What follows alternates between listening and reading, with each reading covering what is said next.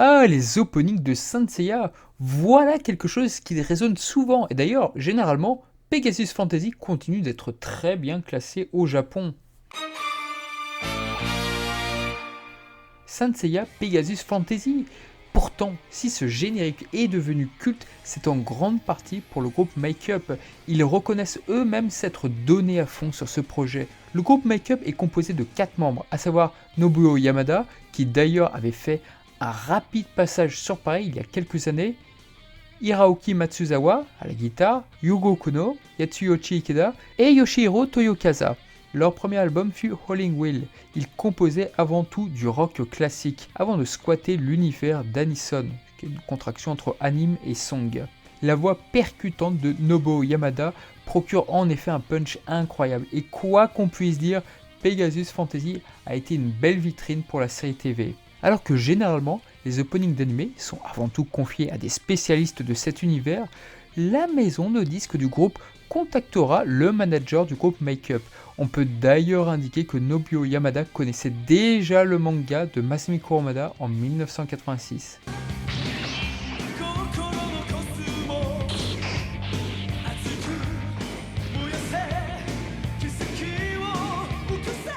Le succès de Pegasus Fantasy sera impressionnant et poursuivra pendant toute la carrière de Nobuo Yamada, qui part à l'étranger voir ô combien cette chanson est toujours aussi populaire.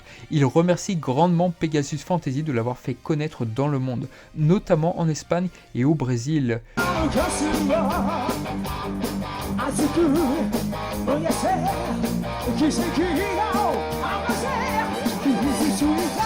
Une voix absolument remarquable et qui a marqué une génération entière aux côtés d'Hironobu Kageyama, la voix de l'opening de Dragon Ball Z et de tant d'autres, mais on y revient après. Pour rester sur l'opening de Pegasus, celui-ci fut réalisé fort logiquement par Kuzo Morishita, le premier réalisateur de la série. L'opening met en avant les 10 bronzes. Oui, alors à chaque fois que je regarde cet opening, je suis à chaque fois triste pour Jabu et son groupe. Le résultat est explosif et voir Seiya revêtir sa clause, c'est toujours aussi jubilatoire. La menace du grand pop est bien rendue, ce générique est un sans faute. Aujourd'hui, avec les codes actuels, on aurait aimé peut-être une version faisant apparaître les 12 golds, je pense, concernant les épisodes 43 à 73.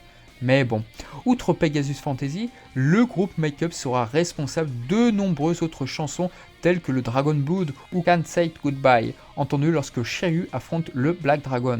Bon, je suis désolé pour mon anglais, ça va être difficile cette vidéo, je sais.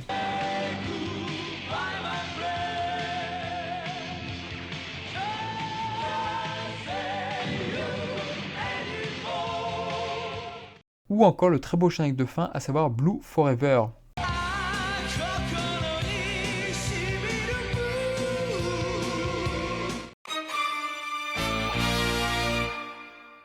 Et pourtant, ça ne sera pas le groupe Make Up qui sera sur le second générique, mais Hironobu Kageyama, qui reprend parfaitement le flambeau.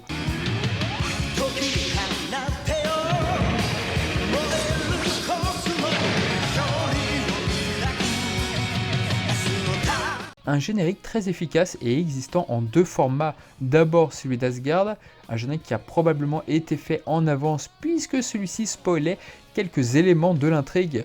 Mais si on se fie aux notes de la production sur le DVD box japonais, où il était à noter que Sid était supposé mourir au Japon, et ce immédiatement, ça pourrait expliquer quelques petites choses sur l'apparition de Sid et Bud dans le générique.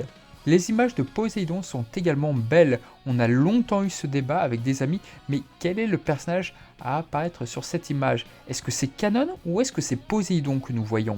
Alors je ne saurais dire, mais mon ami Albeck Maigres me dit que pour lui, ça serait Canon, car c'est après tout lui qui tire les ficelles dans l'ombre, et en outre, les cheveux sont bleu foncé comme ceux de Canon, alors que ceux de Julian Solo sont bleu clair. Saint Seiya est mis en pause, pourtant des CD sortiront comme Saint Seiya Shunenki en 1997, un CD anniversaire qui révéla une histoire inédite censée se passer après Hades. On peut d'ailleurs indiquer que c'était la première fois que Masami Kurumada colorisait avec les couleurs de l'anime ses personnages.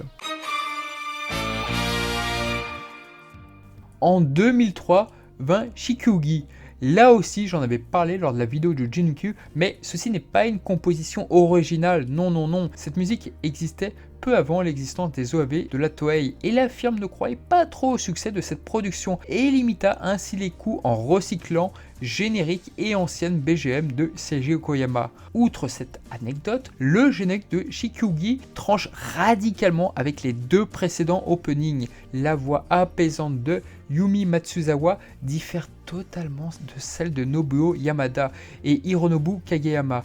Beaucoup s'attendaient d'ailleurs, et de manière assez logique, à y voir le générique de Dead or Dead, issu du CD album chanté par Hironobu Kageyama.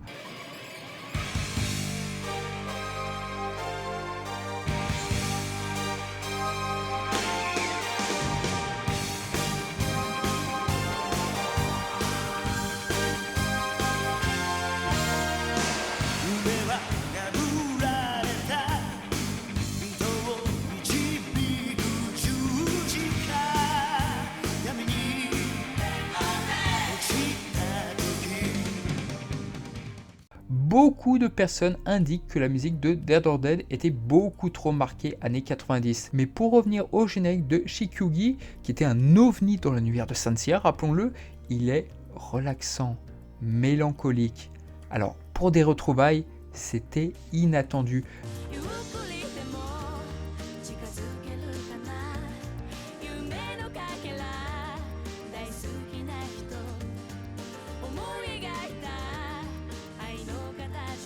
Mais ce fut une sacrée surprise. Aujourd'hui encore, il y a de nombreux débats quant à savoir quel serait le meilleur opening. Et Shikyugi, qui signifie d'ailleurs globe terrestre, est toujours aussi bien considéré. Les images de cet opening mettent en valeur les héros dans leur quotidien, l'occasion de revoir en caméo Mio, qui était porté disparu depuis longtemps. Les pétales de salle qu'on peut voir lors de l'affrontement de Shaka sont largement mis en avant également. Le panorama des 12 Gold Saints a également fait fantasmer beaucoup de fans. Le générique dévoile d'ailleurs le fameux médaillon de Shun, supposé apparaître bien plus tard dans le manga. L'opening surprendra toutefois ceux qui en étaient restés avec la fin de Poséidon, puisque Shiryu est donc de nouveau aveugle comme dans le manga, et Hyuga porte toujours la blessure infligée par Isaac.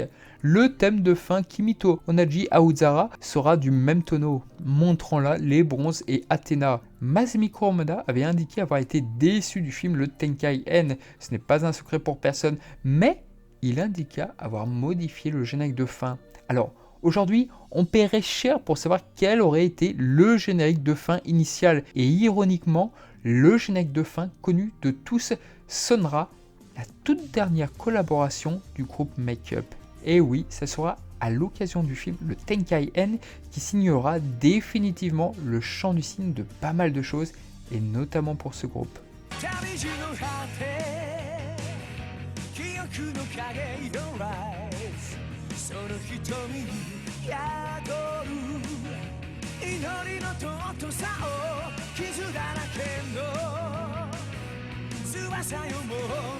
Ainsi, Landing Never Seitoshi Seiya no Tema est la dernière chose à ce jour du groupe Make Up, une chanson que j'ai toujours adorée. Comme je l'avais indiqué sur la vidéo du Tenkaihen, curieusement, eh bien, elle colle plutôt bien avec les images que nous pouvons voir sur le générique du Meikaihen.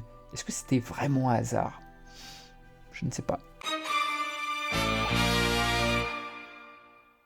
Le thème du Meikai, on y arrive justement, c'est le groupe Marina Del Rey qui reprendra le flambeau avec au chant Kagigawa Hirofumi et Tatsuologi au chant et à la guitare. Ce groupe sera non seulement choisi pour les openings de Sanseiya le Meikai et Elysian, mais également sur la série Rin Nikakero.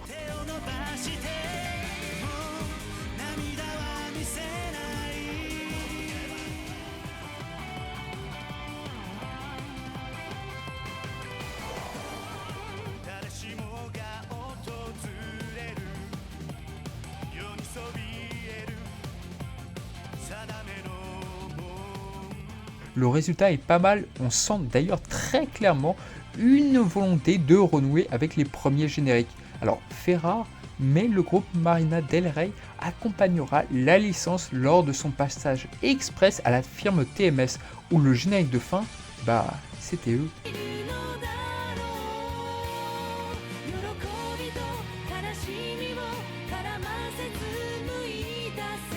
La réalisation du générique quant à elle n'est malheureusement pas extraordinaire par rapport aux anciens. Le générique avait d'ailleurs beaucoup surpris sur un spectre à l'époque, puisqu'en effet, Valentine y était absent.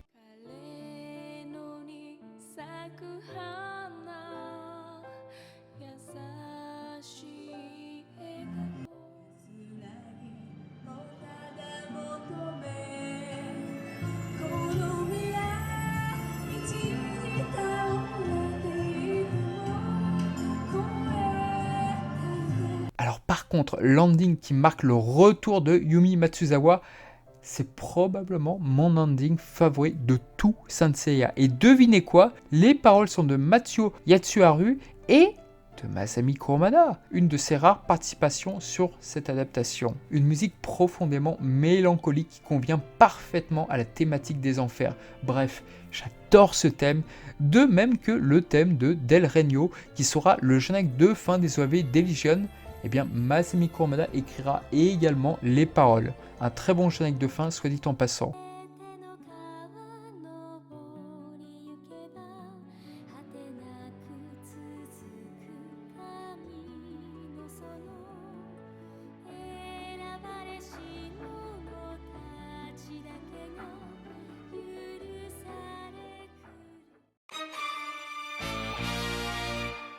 Vient ensuite Lost Canvas. Alors, lui aussi, une petite révolution parce qu'il ne ressemblait à rien de ce qui avait été fait. Le premier opening est interprété par le groupe Orox, un groupe qui vit le jour en 1984.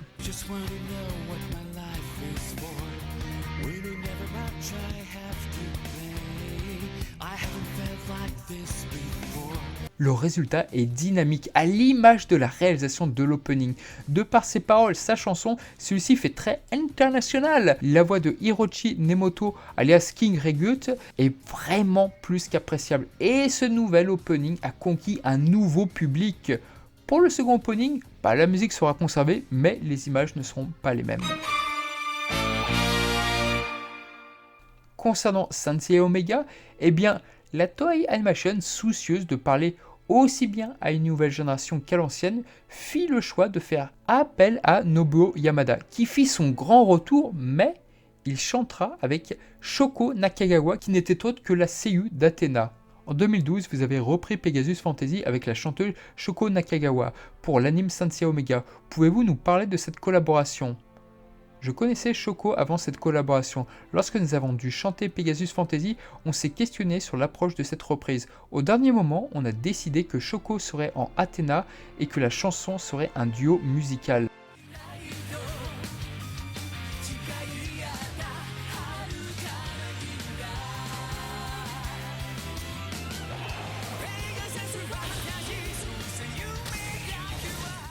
Le premier opening de Saint Seiya puise donc dans cette nostalgie. Le résultat est plaisant. Après, bien sûr, beaucoup n'aimeront pas y voir Kuga et ses compagnons voler la vedette au premier héros. Mais ça, c'est une autre histoire.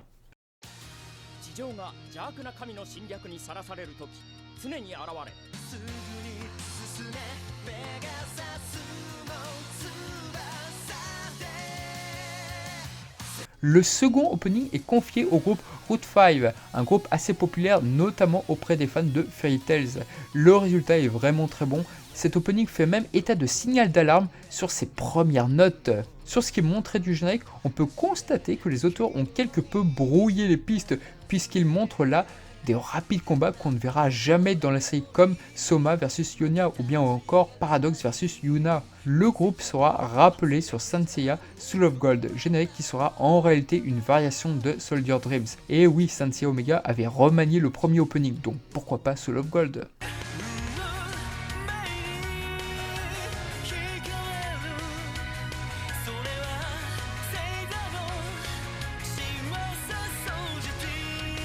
Le troisième générique de Saint Seiya Omega sera confié au groupe Nagareda Project. Le résultat passe plutôt bien, surtout à la seconde partie où le rythme est bien plus péchu.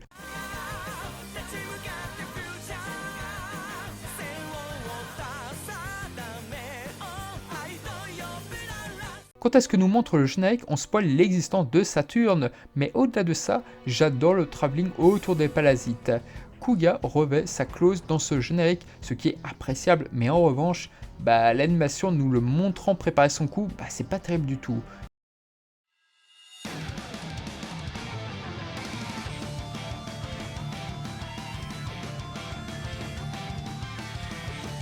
Et enfin, le quatrième et dernier générique, quant à lui, est confié au groupe Cimetière.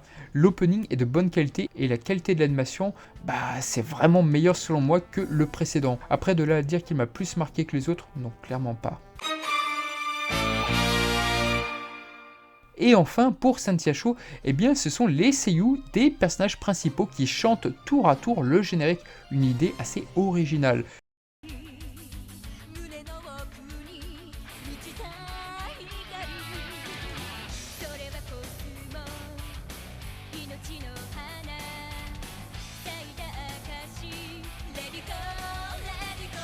Sur l'opening, quelques travelling pourront rappeler ceux d'Omega, notamment lorsqu'on nous présente les antagonistes, à savoir Eris. On peut préciser que Michi Himeno a réalisé les dessins de l'ending, et inutile de dire que ces dessins sont sublimes.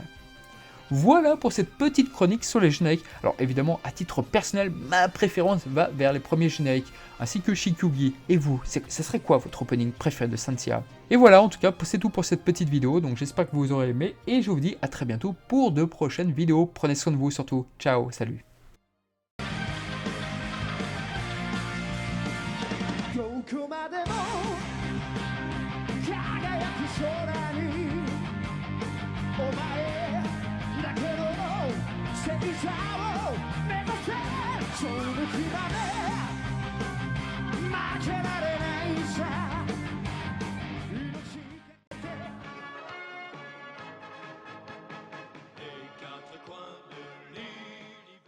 Ah merde! Les génériques français interprétés par Bernard Minet, putain j'en ai pas parlé.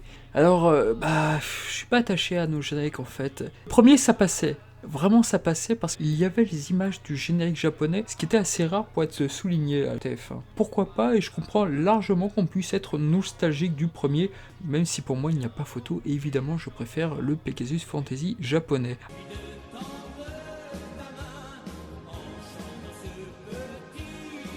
Alors le second c'est un non. Alors là c'est pas la peine. Alors déjà je déteste ce montage qui ne reflétait en rien la partie d'Asgard et pire celle de Poséidon. Non, c'est les images de Sid, d'Alberic, je comprenais. Les génériques français en fait, notamment celui de Dragon Ball Z aussi, celui d'Ariane, c'était pas possible non plus. Je ne comprenais pas cette volonté de figer la série sur 2-3 épisodes et ensuite voilà, c'est fini.